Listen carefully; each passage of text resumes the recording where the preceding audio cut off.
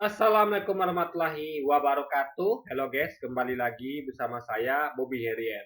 Kali kita akan kembali komentari video dari Didi Juli yang berjudul Tega Yahya membongkar kebohongan Waloni. Kita akan langsung tonton videonya, habis itu akan kita komentari guys. Shalom saudaraku, salam damai sejahtera dalam kasih Kristus. Jumpa lagi dengan saya. Didi Juli kita akan belajar berapologetika bersama-sama di channel ini. Yahya membongkar kebohongan Waloni, di mana Waloni mengatakan pernah kuliah di Israel selama 4 tahun 7 bulan untuk meneliti naskah Laut Mati. Sebelumnya mari kita bersama-sama melihat video berikut ini. Saya 4 tahun. Kayak Waloni itu masih enak dengarnya. Yahya membohongi Waloni. Coba kita bikin Didit membohongi Yuli. Yuli itu biasanya nama perempuan guys ya. Yuli nama perempuan biasanya. Jadi Didit laki-laki ngomongin Yuli. Artinya ada kayak orang kalau dengar ya Yahya membohongi Waloni, kita kan tahu belum dia ada Yahya Waloni. Ini sedang mengejek, menyindir bahwa Yahya ini Waloni sedang sedang berbohong gitu kan. Cuman dia menganalogikan seperti sandiwara bahwa Yahya membohongi Waloni, orang sama membohongi orang sama gitu. Nah, tapi kalau itu kita Yahya membohongi Waloni kita masih enak dengarnya. Tapi kan kalau kita buat ke dia, Didit membohongi Yuli. Orang kan dilihat bahwa ini ada kisah percintaan ini antara Romeo dan Juliet. Romeo siapa? Didit. Juliet siapa? Yuli gitu guys. Nah, jadi lucu aja kan kalau dibawakan ke Yuli gitu guys. 7 bulan belajar di Israel, mau cari tahu mana itu Injil yang betul, mana Injil, kitab Injil itu. Kata Yahudi, Injil itu disimpan di dalam laut mati. Maka ada istilah akademik, the Dead Sea Scrolls, gulungan naskah laut mati. Nah, di laut mati ini kita lempar bayi saja, bayi tidak tenggelam karena kadar garamnya tinggi. Saya dan teman-teman pendeta pernah berenang di situ dulu waktu saya masih pendeta, tidak tenggelam. Ada teman saya takut dia mau berenang, dia bilang saya nggak bisa renang, lompat saja kau tidak bakal tenggelam. Dia lompat begini-gini tidak tenggelam. Sampai sekarang laut mati itu kalau dilempar anak bayi tidak tenggelam karena kadar garamnya tinggi. Nah, disitulah kata Yahudi Injil disimpan. Bagaimana Injil disimpan di bawah, orang mau menyelam pun nggak bisa di situ. Kalau saya lihat, pola kebohongan yang dilakukan oleh Waloni ini mirip dengan Kainama ya, di mana mereka berdua ngaku-ngaku pernah kuliah di Israel. Saya bingung bagaimana caranya orang Indonesia bisa kuliah di Israel. Padahal Israel dan Indonesia tidak punya hubungan politik. Jadi tidak mungkin orang Indonesia bisa kuliah di Israel. Seperti yang dilakukan oleh Waloni tadi itu ya. Dia mengaku pernah kuliah di sana selama 4 tahun 7 bulan. Wow.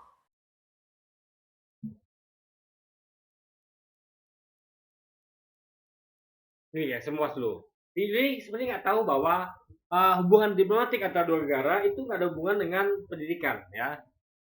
Ini gini, ketika dua negara nggak punya hubungan diplomatik, tapi antar dua negara bisa gitu, ngerti nggak?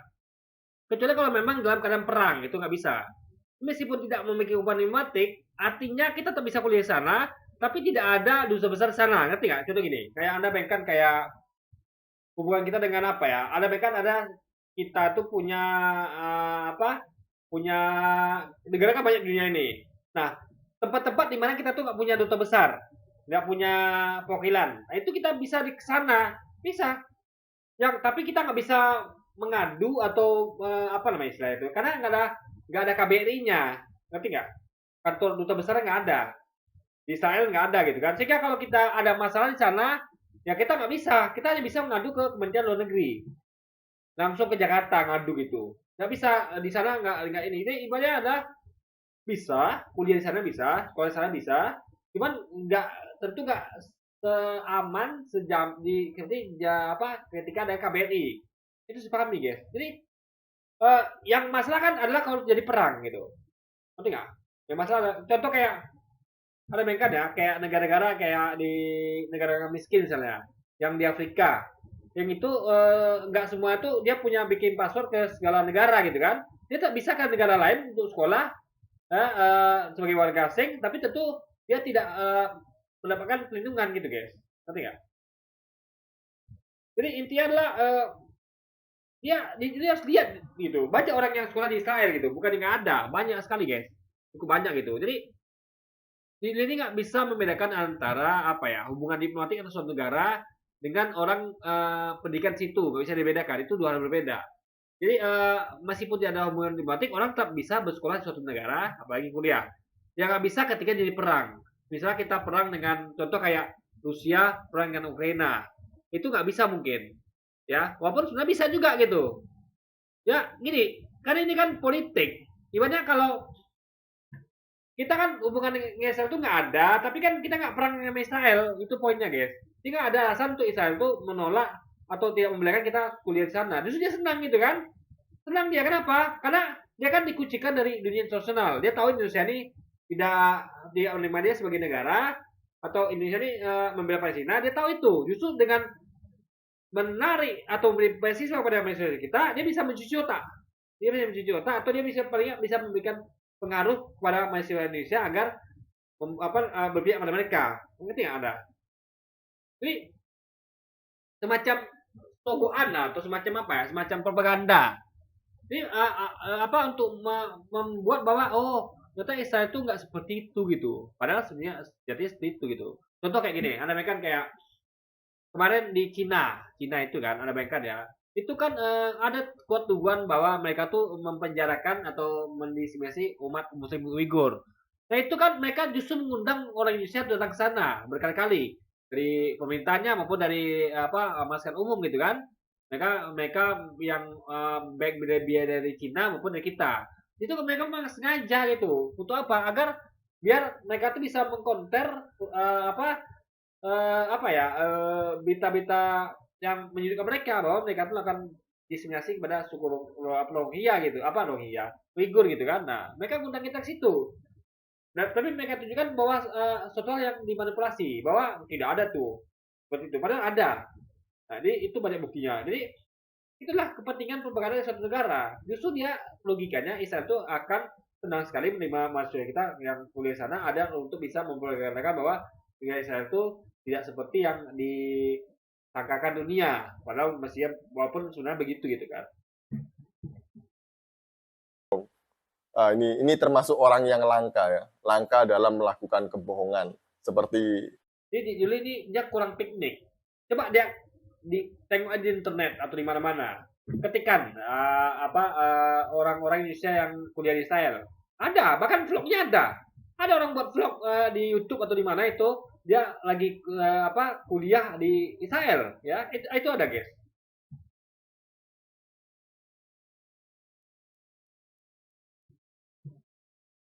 Kainama. Hanya 2 orang ini kayaknya yang ngaku-ngaku lulusan Israel ya. Kalau yang Vatikan ada juga sih.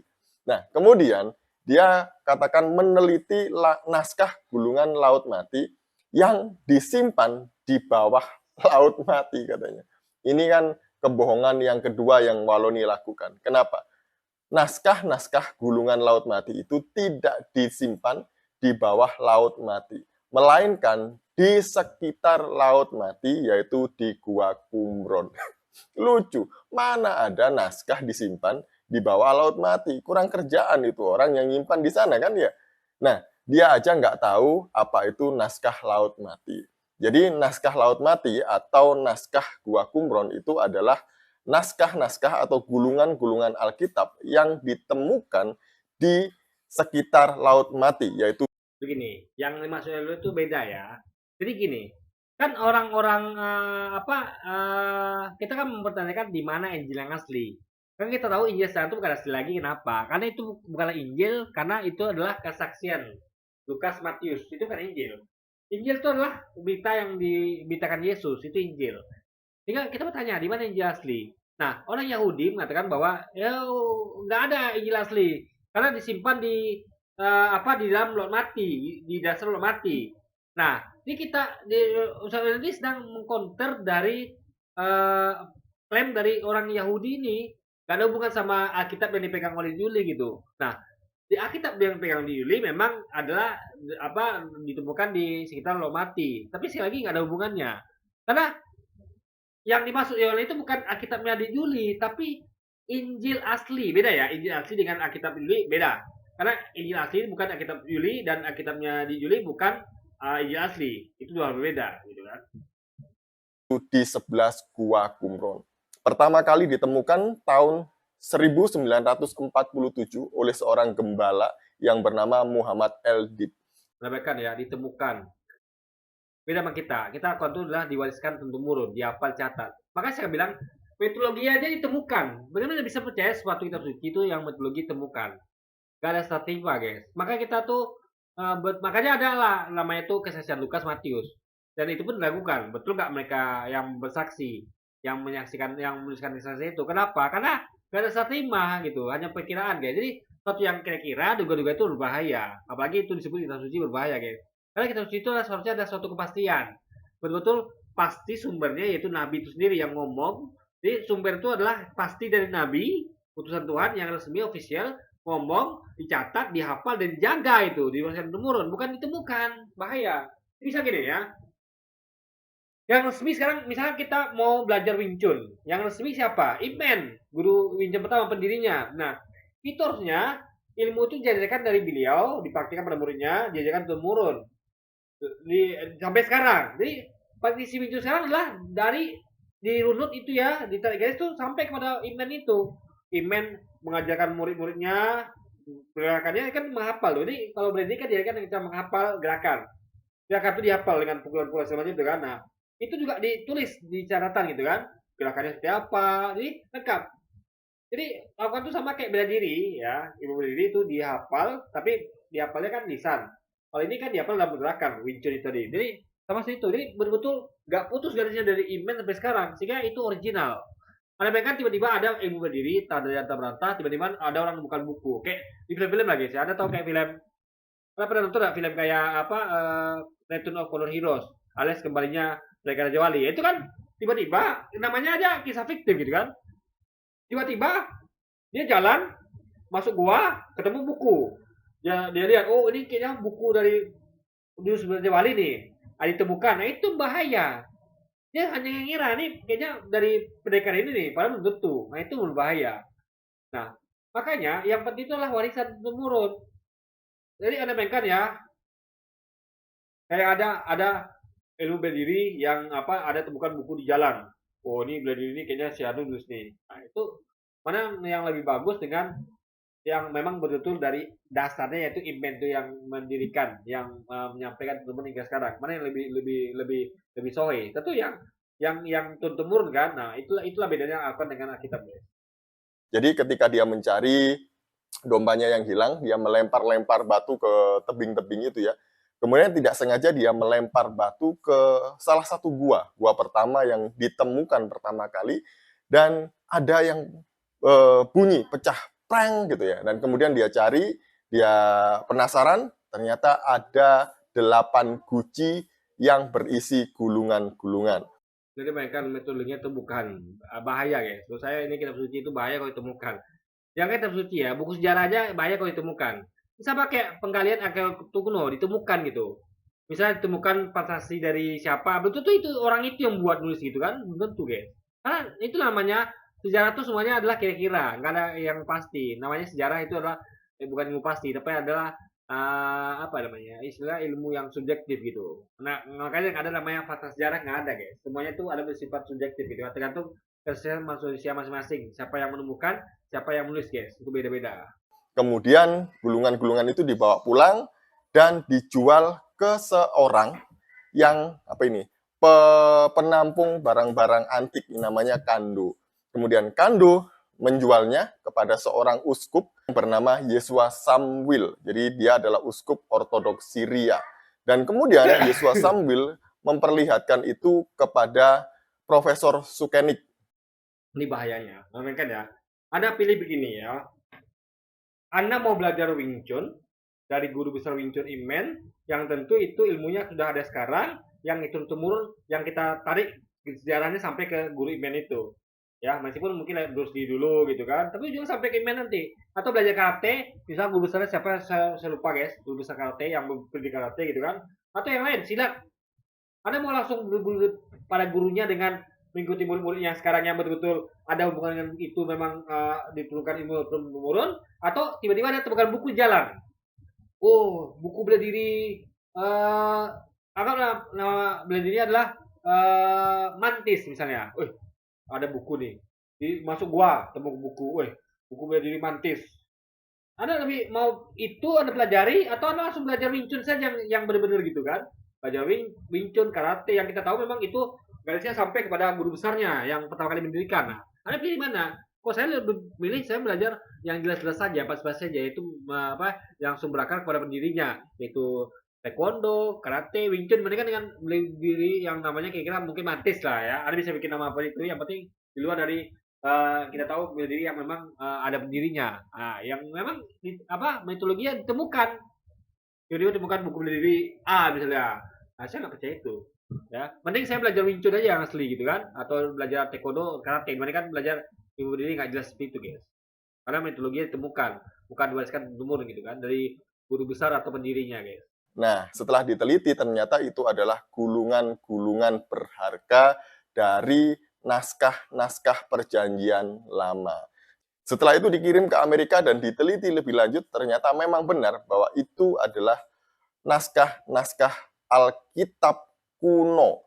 Bahkan di gua pertama itu ada naskah yang tertua, yaitu naskah kitab Yesaya yang ditulis sekitar abad ketiga sebelum Masehi. Dan setelah itu barulah digali, dicari lagi. Jadi kita perlu tahu apa yang Yesus katakan. Makanya harus ada stratima, hafalan, catatan. Jadi kita tuh maunya sama seperti Quran, Nabi Muhammad tuh menyampaikan, murid sahabatnya mencatat, menghafal, diwariskan temurun, berupa hafalan nyata juga hingga sampai sekarang. Itu kita mau. Jadi pada Yesus, misalnya Yesus berkata-kata, dicatat, pada murid-muridnya dihafal sampai kepada kita temurun. Tapi tidak jadi. Putus, ada yang putus itu, guys. Itu tiba-tiba dari itu pengakuan di Juli. Ya, itu fakta bahwa ditemukan gulungan di Sidol Mati. Ini bahayanya, guys. Sesuatu yang tidak diwariskan turun sama kayak kita analogi tadi, kayak Anda ketemu buku bela diri yang ditemukan, nggak tahu siapa itu pendirinya siapa, dipikirkan saja gitu kan, satu gitu. Itu bahaya sekali, guys. Ditemukan 11 gua. Nah, di 11 gua inilah kemudian ditemukan 584 naskah atau gulungan-gulungan. 120 diantaranya adalah naskah dari perjanjian lama lengkap, kecuali kitab Ester. Selain perjanjian lama, ada tafsir, kemudian ada kitab apokrif, kemudian ada Deuterokanonika, kemudian ada puji-pujian, dan juga ada aturan-aturan mengenai hukum agama. Nah, inilah naskah-naskah gulungan Laut Mati yang menggemparkan dunia di abad yang ke-20 ini. Ngomong-ngomong, saya punya bukunya ya, ada 2 buku. Ya, menggemparkan dunia lah. Kenapa? Kalian temukan, suatu ditemukan itu akan menggemparkan dunia. Orang tuh pro kontra. Ini benar nggak sih? Si Matius yang nulis, Lukas yang nulis gitu kan? Benar nggak nih ini sampai ke Yesus? Kan kira-kira, guys. Duga-duga. Itu heboh. Suatu yang nggak pasti itu jadi heboh. Tapi yang pasti ya biasa saja. Contoh kayak Quran itu biasa saja. Karena memang jelas. Kayak ada mereka ya. Kenapa karate Wing Chun itu nggak heboh? Karena memang semua udah tahu. Memang pendiri Emen. Pendiri mas karate. Sampai ke situ orang tahu semuanya. Makanya nggak heboh. Tapi itu mereka ya. Ada tiba-tiba ibu berdiri baru. Tiba-tiba ditemukan. Oh ada kayak film-film itulah. Pendekar Raja Wali. Tiba-tiba ketemu buku di goa. Wah ini siapa, ini kira-kira ini pendekar ini, nah itu heboh. Karena memang tidak jelas akarnya. Orang heboh kenapa? Karena orang tua bertanya, betul nggak nih gitu. Akan menjadi pro kontra, itu bikin heboh. Ini heboh tuh ketika ada pro kontra. Kalau pro semuanya gimana mau heboh? Orang semua setuju bahwa pendiri Wing Chun adalah Imen, jelas sejarahnya gitu ya sampai ke Imen gitu. Tapi sesuatu yang nggak jelas itu yang bikin heboh gitu. Ini udah berdiri baru nih, siapa yang mendirikannya ya? Oh mungkin si Anu, itu heboh orang kan. Cuma saya duga-duga. Dan akhirnya rame gitu kan, karena banyak orang berspekulasi gitu. Tapi kalau Imen kan nggak mungkin orang spekulasi, orang semuanya tahu bahwa Wing Chun dirinya Imen gitu, guys. Buku mengenai gulungan Laut Mati. Yang ini The Dead Sea Scroll, kemudian yang ini juga The Dead Sea Scroll. Nah, jadi saya ngomong ini berdasarkan data-data valid seperti yang dikatakan Ustadz Kainama. Jadi Yuli nggak ngerti bahwa yang dimaksud Yahudi itu adalah bukan Alkitabnya orang Kristen, tapi klaim Yahudi yang mengatakan bahwa Injil sudah hilang karena disimpan di laut mati. Ya, padahal itu bohong perkataan Yahudi itu, karena laut mati itu harusnya tidak mungkin bisa menenggelamkan apa-apa, apalagi semacam kitab tentu akan mengambang di permukaannya karena kandungan garam sangat tinggi di laut mati. Itu yang sedang dibicarakan dia nih, bukan kitabnya di Juli gitu kan. Nanti dia bicara tentang Injil asli, itu harus dipahami gitu kan. Dia nggak ngerti bahwa yang dimaksud Jawa itu adalah Injil asli, bukan kitab media gitu kan. Nah, jadi literaturnya benar, lengkap, ada data pendukungnya, bukan asal ngibul seperti Waloni tadi itu, yang dibongkar kebohongannya oleh Yahya sendiri. Ya, Didit ini sekarang sedang berbohong ya. Dia menuduh Ustaz Waloni itu sedang menyampaikan tentang Alkitabnya, apa tidak? Dia sedang menyampaikan tentang Injil yang dipindah oleh Yahudi bahwa Injil itu hilang. Memang Injil itu hilang. Tapi kita nggak faktanya nggak tahu di mana. Jadi kita sama Yahudi sama-sama meyakini bahwa Injil itu telah hilang. Sama-sama kita meyakini. Cuman caranya salah. Kalau kita meyakini bahwa itu dibuat oleh tangan manusia, tapi Yahudi mengakui bahwa itu adalah disimpan di laut mati. Nah, itu aja masalahnya, guys. Ya, itu aja perbedaannya. Tapi kita sama Yahudi sama-sama meyakini bahwa Injil telah hilang. Kristen yang meyakini bahwa Injil itu masih ada. Karena mereka temukan. Padahal itu ditemukan. Bahaya kalau ditemukan, guys. Ya, sekali lagi ya. Jadi gimana? Malu nggak tuh berbohong di media sosial seperti itu? Makanya. Jadi yang malu tuh di Juli. Dia berbohong menuduh Ustaz Yahudi itu sedang menyampaikan Alkitabnya. Padahal Yahudi sedang ngomong tentang Injil yang asli yang diklaim oleh orang Yahudi sudah hilang karena disimpan di laut mati, guys. Jangan suka berbohong. Dikira orang Kristen di Indonesia itu bodoh-bodoh gitu ya. Ini zaman sudah maju. Internet sudah bisa dijangkau. Iya, meskipun zaman maju, tapi telinga Anda nggak maju. Di Yuli ini kayaknya di telinganya ada kerak telinga nih, guys. Ada tai telinga mungkin. Dia harus korek dulu gitu kan, biar dia bisa dengar apa yang Ustadz Yuli sampaikan. Jadi percuma teknologi canggih, dia punya teknologi canggih, tapi telinga ini berkerak gitu, guys. Gak bisa dengarkan apa yang disampaikan Dewan ini. Dewan itu sedang ngomong tentang Injil asli yang diklaim oleh orang Yahudi udah hilang karena simpan lo mati. Bukan hilang ya, tidak bisa ditemukan karena simpan lo mati. Di Juli mengklaim bahwa itu Alkitabnya. Jelas berbeda, guys. Manapun gitu ya. Jadi orang bisa cari. Kalau yang mendengar Waloni ngomong tadi itu bisa searching gitu ya, pasti dia akan tahu bahwa Waloni ini melakukan kebohongan. Sekian dari saya, semoga ini mencerdaskan kita. Enggak, ini bukan mencerdaskan, ini membodohkan kita. Karena kita tuh diajak sama kayak dia. Apa namanya? Telinganya nggak mampu menangkap apa yang dia disampaikan gitu kan. Nggak, kita justru dia sedang bicarakan tentang diri sendiri gitu kan, bukan bicara tentang kita, guys. Oke, jadi mungkin sekian dulu aja video ini, dan sampai jumpa lagi di video-video selanjutnya. Wassalamualaikum warahmatullahi wabarakatuh, guys.